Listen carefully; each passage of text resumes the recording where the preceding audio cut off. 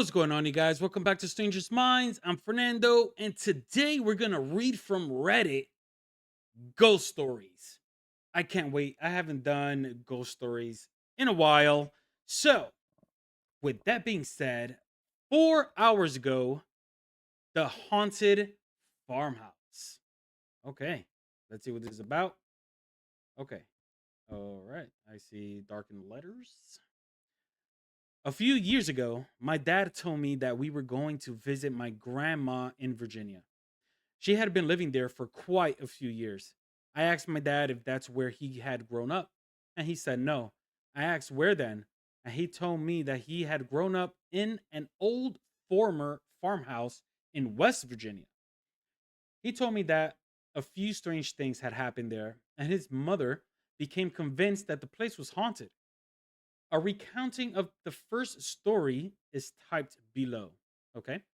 It happened when my dad, who was only a kid then, and his mom were first moving into the house, and my grandmother's mom was coming over to help them move boxes into the attic. While my grandma was doing this, she was talking on the phone with her mom, and their cat ran up the stairs and into the attic.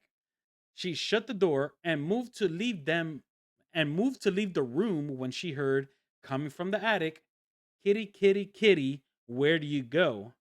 The sound came from the attic, but apparently my grandmother's mom heard the noise, heard it as if it were coming from the phone. Huh, interesting. And she asked her mom, "Did you hear that?" "I did," she responded. "Now you get out of the house right now and I'll be over to pick you two up and you can stay at my house tonight." Jeez. Kind of jumped the gun there.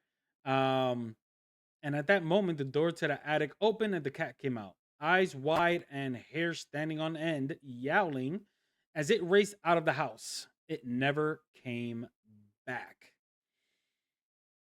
Okay. So, interesting story, but jumping the gun to just to leave right away. I mean, me as a paranormal investigator, uh my my first thought is, as to ask you guys, um, have you experienced any type of paranormal activity beforehand?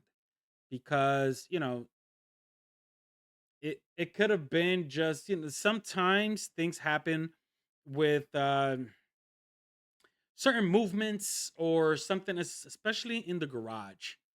If you have a lot of storage, a lot of stuff, and you're concentrating and stuff like this, I tell you, sometimes things could fall over and make some sort of noise, and you might think it's somebody vocally saying something.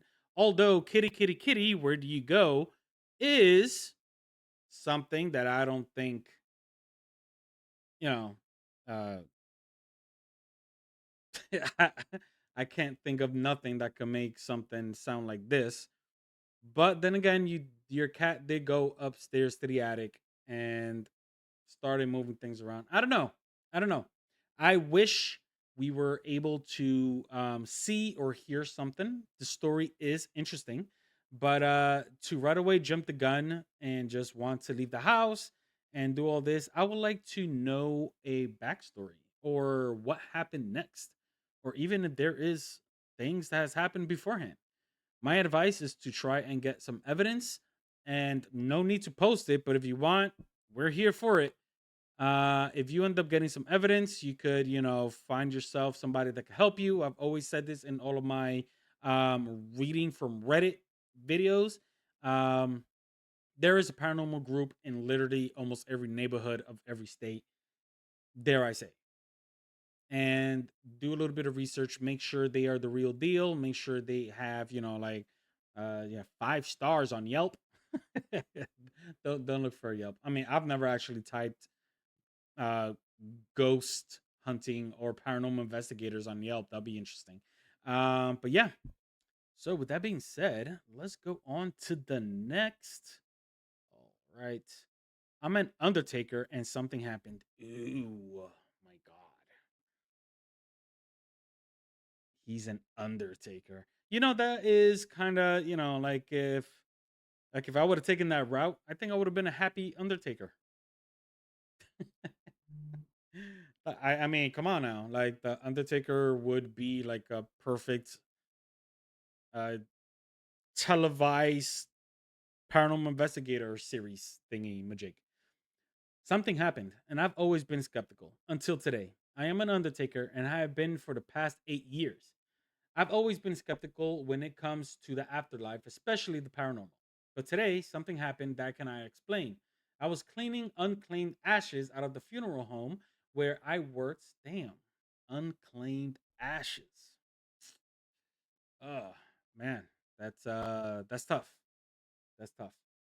We are moving out of the old Victorian building we operate out of into a new funeral home. For the past week, we have been making a slow transition moving out of our current home into our new one.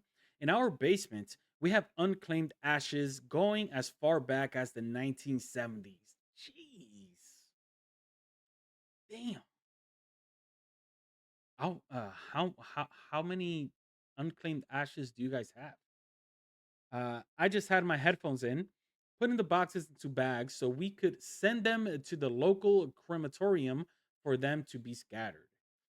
I must have put away hundreds of boxes of ashes without even thinking about it. Jeez, that's wild, you guys. I mean, not for nothing. I've always said, everybody who knows me personally, my family and everybody, friends, that the day I go, I want to be cremated because I don't want the burden of my family having to, go visit and paying for a plot. And, like, people prepare themselves for all of that stuff, but I don't know. I don't know. I want to be one with the earth. Not just playing. But it's, geez, 100 boxes. God damn. I was just listening to a podcast, getting another task ticked off my to do list. I was putting one box into the bag and felt my body and brain freeze with the word no, but I didn't hear anything. It's hard to explain what I felt. The best I can explain is that my own free will had gone and I was ordered to stop what I was doing. I stopped immediately and put the box of ashes in my hand onto the table. One closer inspection, there were two boxes I was going to put in two separate bags, one small box and one normal sized one.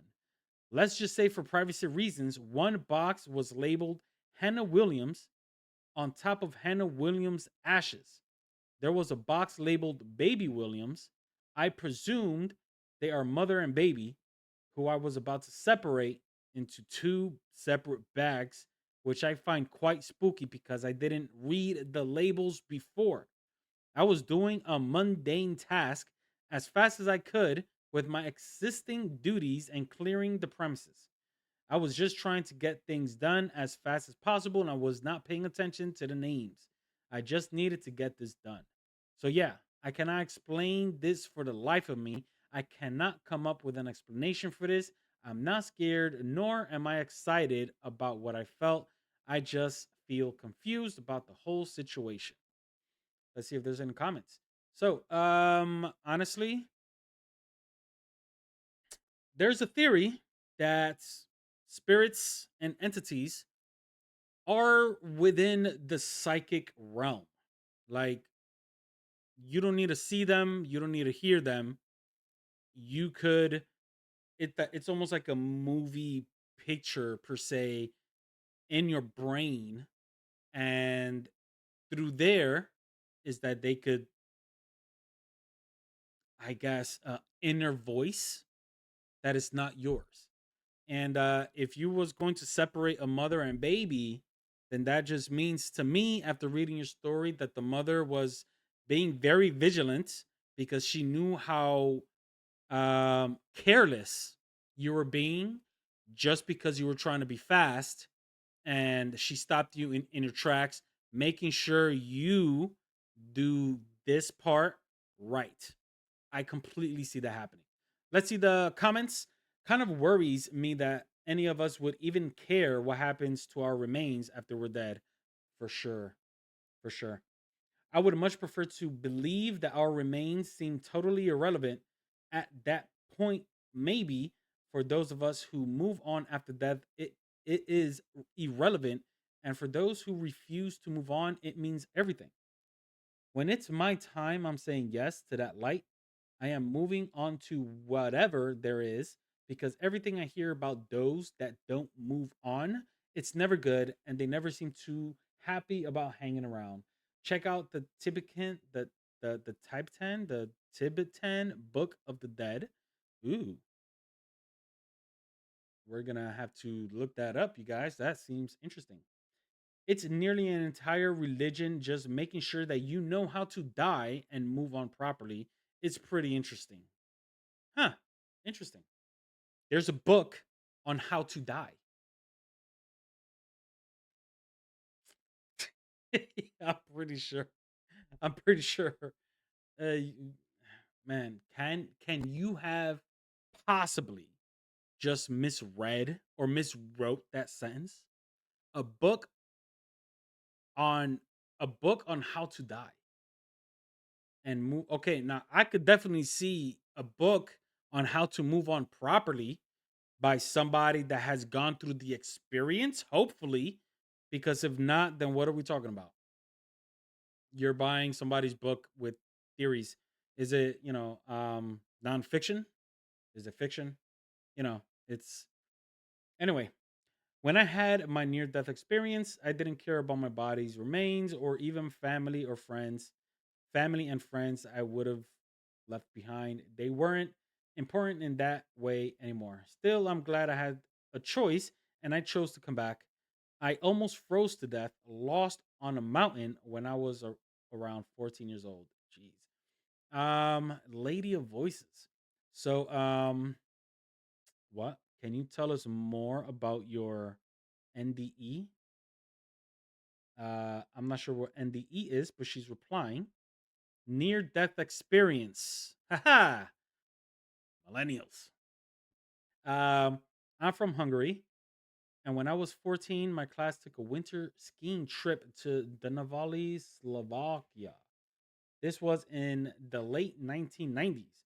I was brand new to skiing, so after figuring I learned enough on the bunny slope, I went up to the big one. Keep in mind, I haven't ever done skiing before, so I had no idea what to do or look out for, and it being the 90s, Europe, any supervision was very, very laxed. I mean, I could definitely see that in the late 90s. I mean, even parents weren't really, you know, they'll cook, they'll take care of us, food over our heads, but they basically, have you guys ever come across that TikTok where there's this like Gen Xers being like especially a lady, she goes like there was literally a commercial telling parents, "Do you know where your children's are?" And I remember that. I remember that. There was a legit a commercial or like a little 10-second, announcement every night. Do you know where your children's are? Yeah, man, the 90s were great. Um, anyhow, so yeah, definitely interesting story as far as the Undertaker scenario is concerned. But that's going to be my my my opinion on that. The mother didn't want to be separated from her son, so she stopped you where you stood. And yeah, as far as ghosts being psychic, I've heard many theories regarding that. So let's move on to the next. Multiple encounters while camping with friends. Holy stuff. So, just in case you guys, I do have a series of disturbing camping encounters, and I see that you guys are enjoying it. So, we're going to read a story about the camping, but if you guys want to see videos about disturbing camping encounters, hit up the playlist Most Disturbing Camping Encounters. Let's go. Wow. That is a bit okay. Let's go. I posted this on the normal subs, but somehow I've never visited or posted on this one. Here is the encounter that really messed up my life. Damn. Sorry to all who have read this in the other subs. It's all good. I haven't read it, but I'm sure nobody's going to, well, they are assholes out here. Background, skip to story if you want. Okay. Obligatory. Damn. I know this sounds fantastical and wild, and I agree. This is in fairly remote backcountry West Virginia, another West Virginia site, my guys, which is known for being old and haunted. Ooh, my type of story. It was experienced entirely by two of us, but the worst part by all four. This led to all four of us at some point battling personal issues in our lives that I believe stemmed directly from this encounter. Jesus. The following is, at least to my memory, and what I've been able to corroborate with the other people that were there, 100% accurate and true. When I was 17, 2004, we had a bad experience camping near haunted train tunnels. Ooh, and sites of sudden tragic death. History of immediate 1 square mile area, mother and son drowning in the creek nearby. Old man hung himself from this old dead tree that hung over the water. Cliche, creepy, dead hanging tree. I know. Drug dealers killed in state public shootouts at a nearby hunting cabin, and many, many years before, cheap laborers had been killed building this double set of trains tunnels. They were actually buried in a long forgotten little graveyard nearby the tunnels that has since been found and restored. This sounds like an amazing, amazing location. All right, story. We decided to go camping before graduation as a friend group of four just to do something one last time before we all went our separate ways in life. This is private property on the backside of a big forested hill around which the creek flows in a huge, several-mile long bend. Camp set up, fire going. Shortly after nightfall, my cousin and I sat on the creek bank, maybe 20 yards away from camp, spotlighting fish in the water. We began to hear a rhythmic slosh of what sounded like someone wading through the water. Sorry, I almost skipped the line. Through the water, maybe halfway up their shin deep. So we shined the light around upstream when we then spotted the symmetrically and rhythmically tongue twisters, you guys.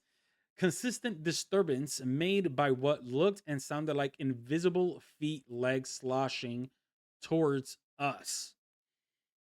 I've always said that one of the things that always gives me the goosebumps, especially when I am out in the field, is hearing footsteps. Phantom footsteps gives me the jeepies creepies. When we tur- when we would turn our spotlight off, it would start. It would stop when illuminated. It was reacting to us. And this was the first ice bucket stomach clench moment we knew this was not fish and could not rationalize what was happening. This scared us pretty badly, but we decided best to keep it to ourselves and join the others gathered at the fire. As we made our way back, we heard the sloshing make it to where we were on the bank and the noise stopped. Given the speed we witnessed it moving and how far it was from us when we were watching it, it must have sped up to make it to the bank we were on in the amount of time it took us to get back to camp. Others at the camp heard it as well and figured we had either gotten in or somehow riled up some fishes, but we just played it off. It sounded and looked like an invisible person wading towards us through the water. After the noise ended at the creek bank, we all saw the tall grass disturbed as something we couldn't see ran around the foliage perimeter of our circular circular. Damn, this guy is using big words, yo. This guy is using big words. Circularly cleared. Jesus Christ. Cleared campsite. This this could have been an animal, but it was fast. We then began to hear what sounded like a man talking to us. Oh, okay then.